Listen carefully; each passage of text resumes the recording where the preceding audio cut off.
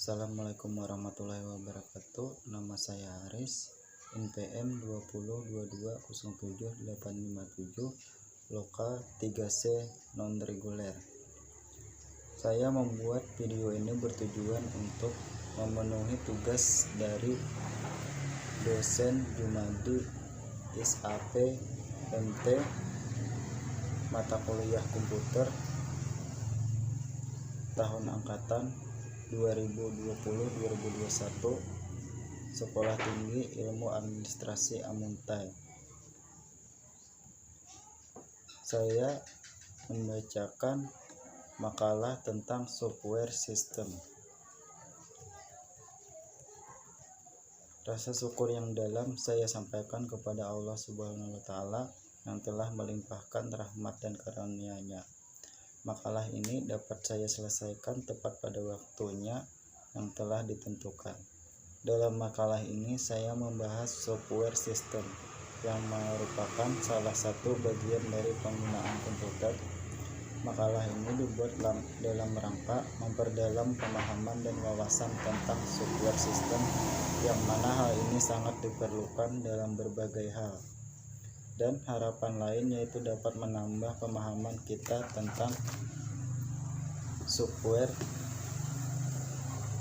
komputer dalam kehidupan sehari-hari. Dalam proses pembuatan ini, tentunya saya mengucapkan rasa terima kasih yang sedalam-dalamnya kepada Bapak Jumadi SAP MT selaku dosen mata kuliah komputer di Sekolah Tinggi Administrasi Amuntai yang telah memberikan saya tugas ini, sehingga pengetahuan dalam penulisan makalah semakin bertambah dan hal itu sangat bermanfaat bagi penyusunan makalah di kemudian hari. Saya menyadari bahwa penyusunan makalah ini masih jauh dari kata sempurna, namun semoga memberikan manfaat bagi kita semua. Kritik dan saran bersifat membangun akan saya terima dengan senang hati.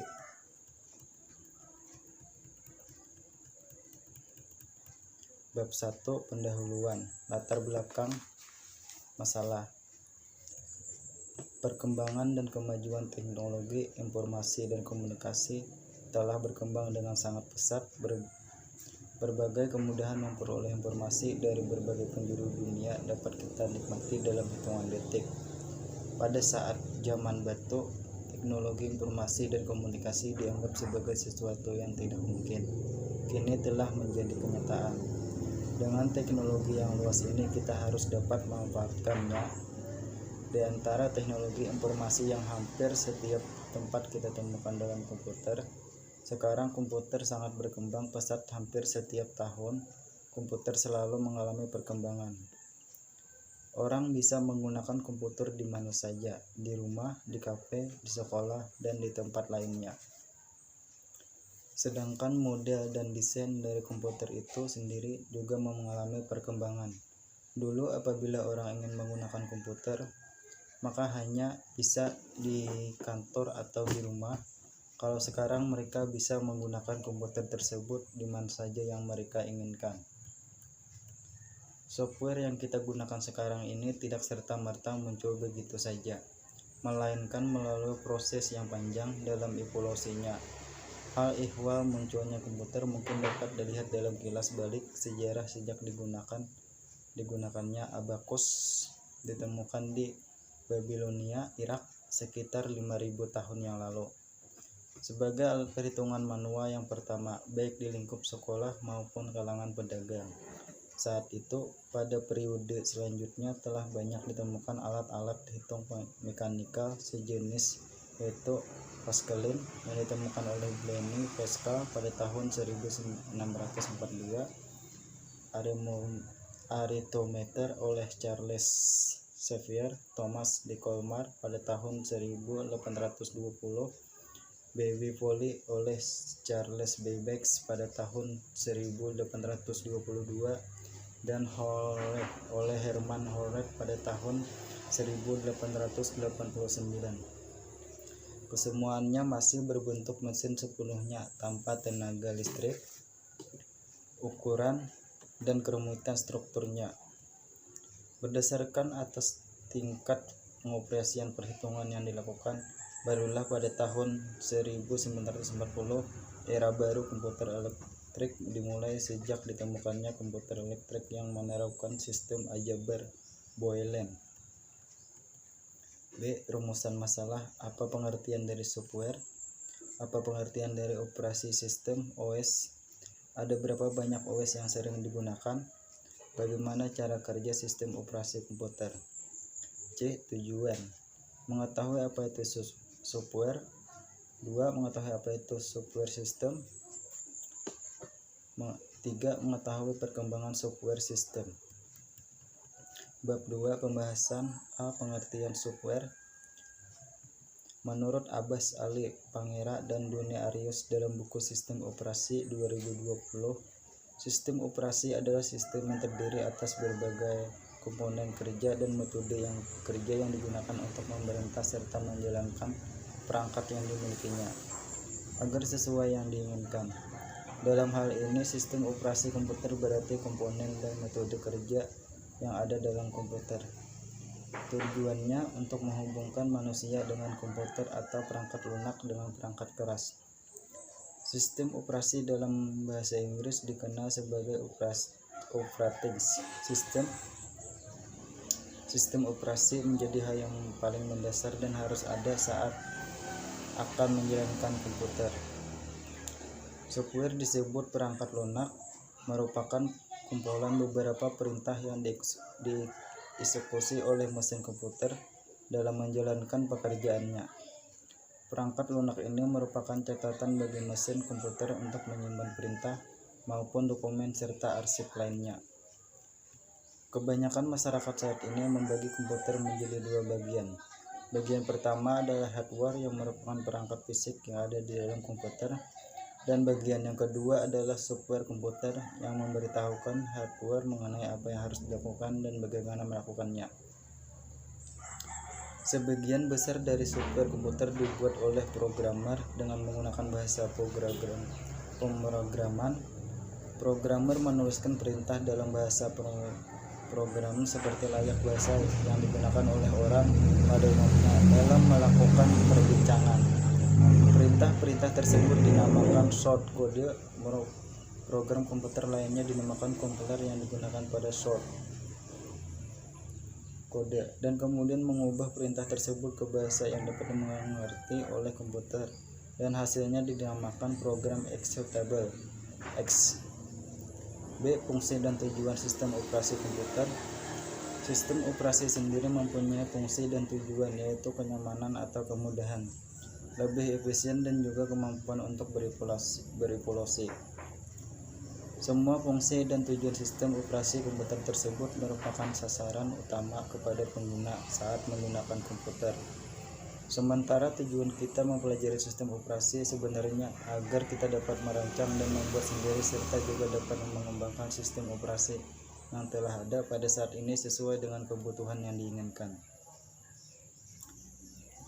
Bukan hanya itu, tujuan mempelajari sistem operasi ini juga agar dapat menilai sistem operasi dan juga agar kita dapat memilih alternatif yang mana harus kita gunakan pada komputer kita sesuai dengan tujuan berbasis komputer yang akan dibangun.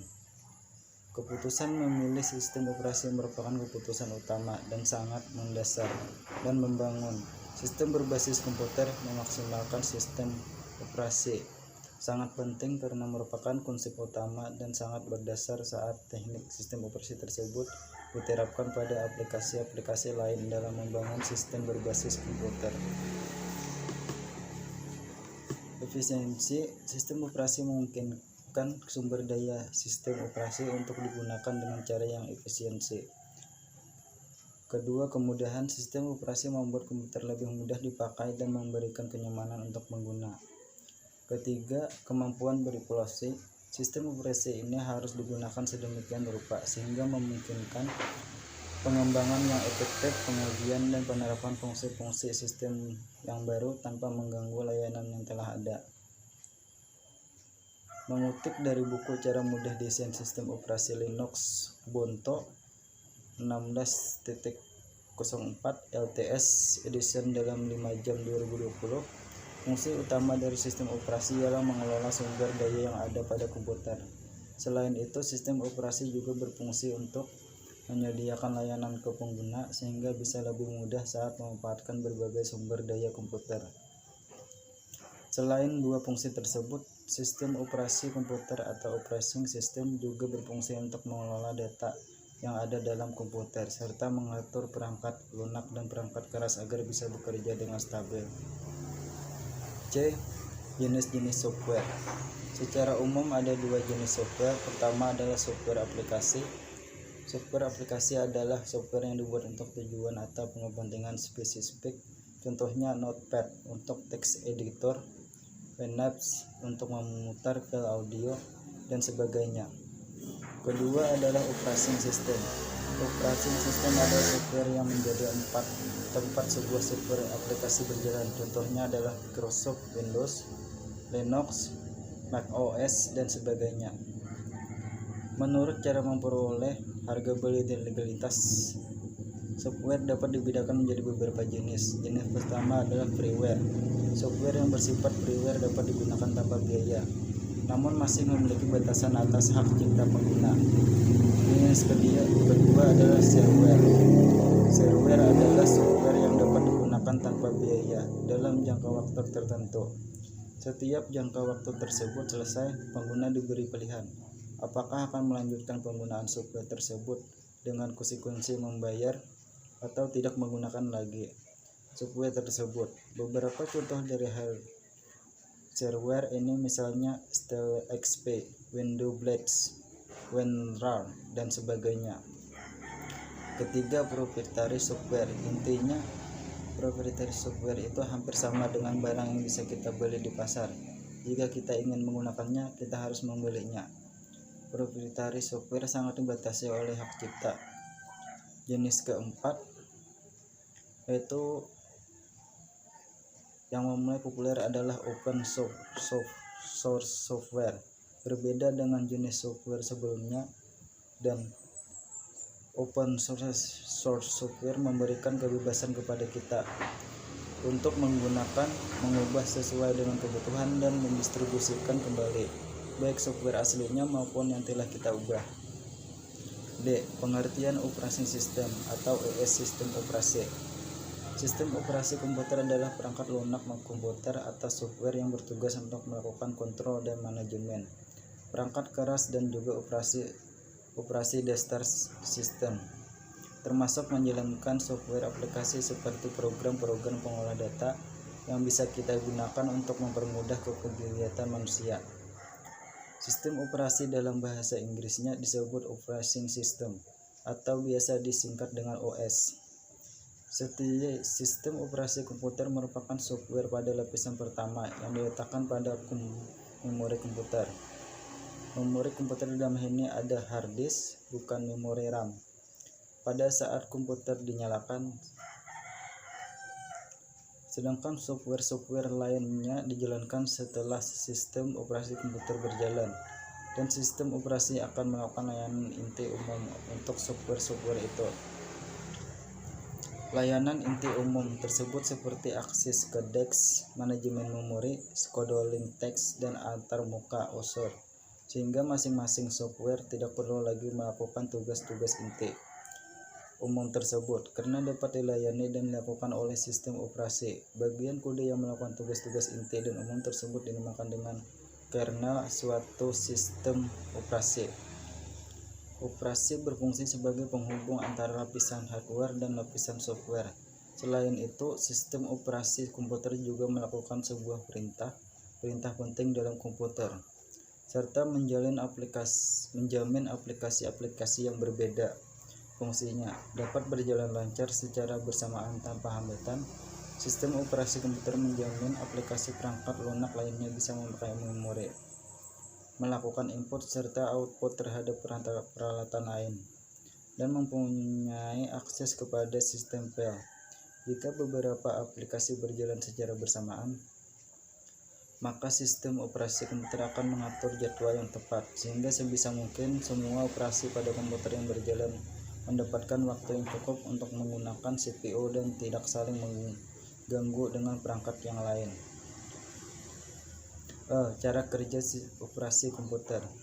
Sistem operasi komputer memiliki 4 tahap cara kerja, yaitu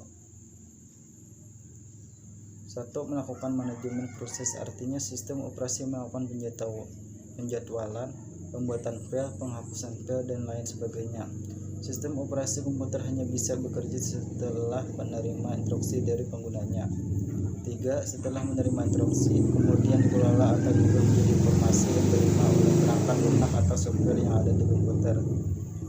4. Tampilan komputer hardware akan berubah beberapa saat setelah sistem operasi memproses instruksi dan menjalankan apa yang diinginkan penggunanya. F. Jenis-jenis dan perkembangan operasi sistem atau sistem operasi OS. A. Microsoft Windows.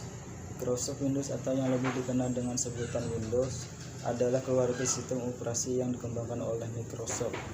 Dengan menggunakan antarmuka pengguna grafis, sistem operasi Windows ini telah berevolusi dari MS-DOS, sebuah sistem operasi yang berbasis modus text dan command line.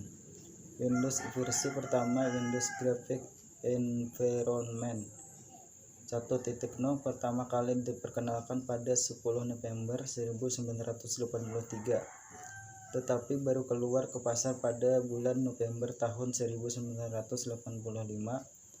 yang dibuat untuk memenuhi kebutuhan komputer dengan tampilan bergambar. Windows 1.0 merupakan perangkat lunak 6-bit tambahan, bukan merupakan sistem operasi, yang berjalan di atas MS-DOS dan beberapa varian dari MS-DOS, sehingga ia tidak akan dapat berjalan tanpa adanya sistem operasi DOS. Versi 2.x, versi 3.x juga sama. Beberapa versi tersebut dari Windows, dimulai dari versi 4.0 dan Windows NT 3.1, merupakan sistem operasi mandiri yang tidak lagi bergantung pada sistem operasi MS-DOS.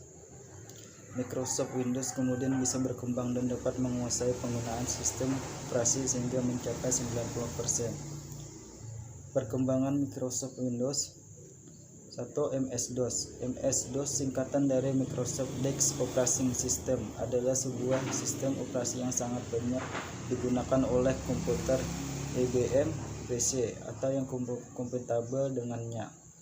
Microsoft membuat MS-DOS sebagai sebuah sistem operasi mainstream sebelum adanya akhirnya menghentikan dukungan MS-DOS secara perlahan ketika mereka membuat sebuah sistem operasi berbasis antarmuka grafis, dikenal juga dengan sebutan GUI, untuk pasar mainstream yang disebut dengan Microsoft Windows.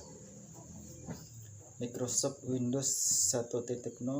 Microsoft Windows 1.0 merupakan versi pertama sistem operasi dalam dunia sistem operasi berbasis Graphic User Interface (GUI) yang dibuat oleh Microsoft Corporation pertama kali pada tanggal 10 November 1983, tapi tidak pernah keluar ke pasar publik sebelum bulan November 1985. 3. Microsoft Windows 2.0. Microsoft Windows 2.0 merupakan versi kedua dari sistem operasi berbasis Graphical User Interface (GUI) buatan Microsoft Corporation yang dirilis pada 9 Desember 1987. Microsoft Windows 3.0. Windows 3.0 dirilis pada tanggal 22 Mei 1990. Windows 3.0 memiliki kemampuan dukungan kartu grafis SPGA atau XGI dan juga ikon. Microsoft menyediakan SDK (Software Development Kit), sehingga para developer peranti lunak dapat mengembangkan aplikasi agar mampu berjalan di Windows 3.0 ini. 5. Microsoft Windows 95. Windows 95 dirilis tanggal 24 Agustus 1995. Windows 95 sudah terintegrasi dengan 32-bit TCP atau IP Transmission Control Protocol atau Internet Protocol, dan sudah mendukung jaringan internet, dial-up networking, dan dukungan plug and play dimana kita bisa menginstal device dengan hanya mencolok kabel hardware-nya. Microsoft Windows 98. Windows 98 dirilis pada 95 Juni 1998. Windows 98 dianggap sebagai revisi minor terhadap Windows 95, tapi secara umum dilihat jauh lebih stabil dan dapat diandalkan dibandingkan dengan pendahulunya. Microsoft Windows 2000. Windows 2000 termasuk ke dalam keluarga Windows NT, dirilis pada tanggal 17 Februari 2020. Windows 2000 ini khusus dibuat untuk kalangan bisnis. Microsoft Windows Me atau Millennium Edition. Windows Me ini dirilis pada 14 September tahun 2020 yang sering disebut sebagai tahun milenium. Windows Me memiliki boot time yang jauh lebih cepat dibandingkan versi sebelumnya dan memiliki fitur sistem restore untuk Microsoft Visual ke titik tertentu jika mengalami permasalahan. Microsoft Windows XP. Nama XP adalah kependekan dari Express.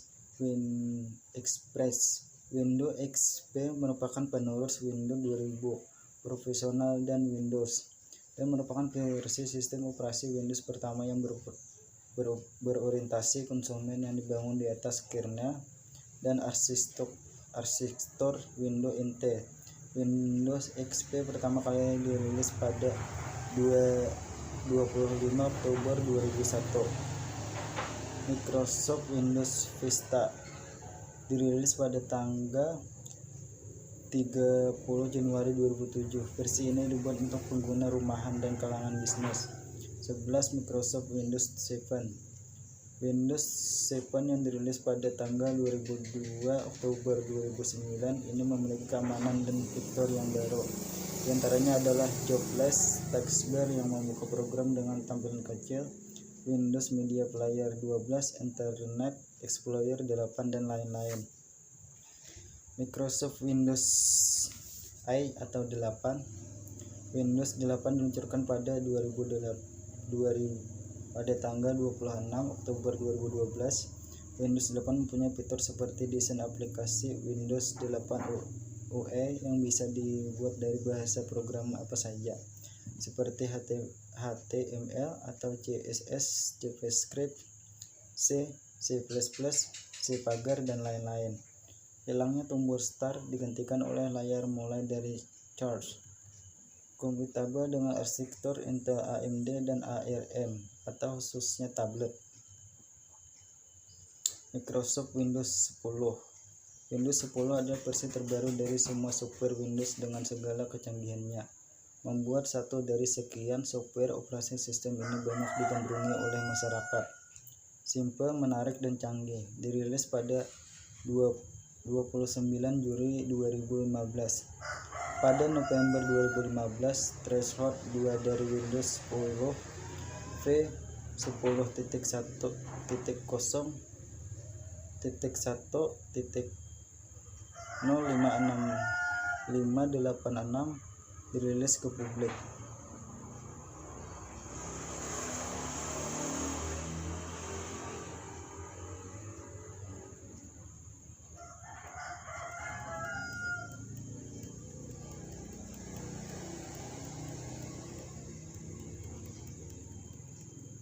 Bab 3. Penutup. Kesimpulan.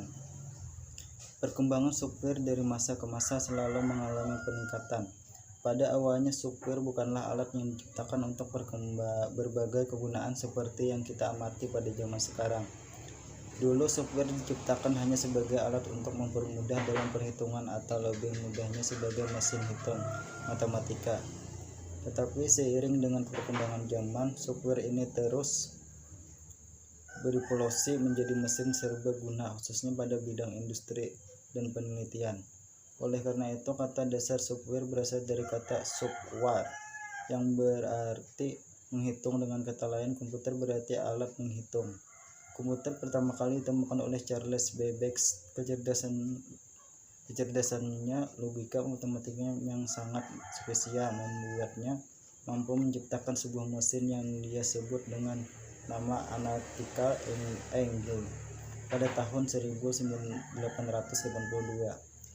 Sebuah mesin yang berfungsi sebagai alat perhitungan umum. Di antara teknologi informasi yang hampir di setiap tempat ditemukan software. Sekarang software sangat berkembang pesat. Hampir setiap tahun software selalu mengalami perkembangan. Orang bisa menggunakan komputer di mana saja, di rumah, di dapur, sekolah, dan di tempat lainnya. Sedangkan model dan desain dari software itu sendiri juga mengalami perkembangan. Dulu apabila orang ingin menggunakan komputer maka hanya bisa di kantor atau di rumah. Kalau sekarang mereka bisa menggunakan komputer tersebut di mana saja yang mereka inginkan. Saran: untuk kemajuan teknologi komputer maka diharapkan agar perkembangan komputer ke depannya mampu mengubah pola pikir dan menjadikan masyarakat Indonesia menjadi manusia yang kreatif dan inovatif, serta tumbuhnya kreativitas sehingga menghasilkan suatu karya yang berguna bagi manusia. Diharapkan dengan adanya teknologi komputer dan software dapat dimanfaatkan sesuai dengan kegunaan.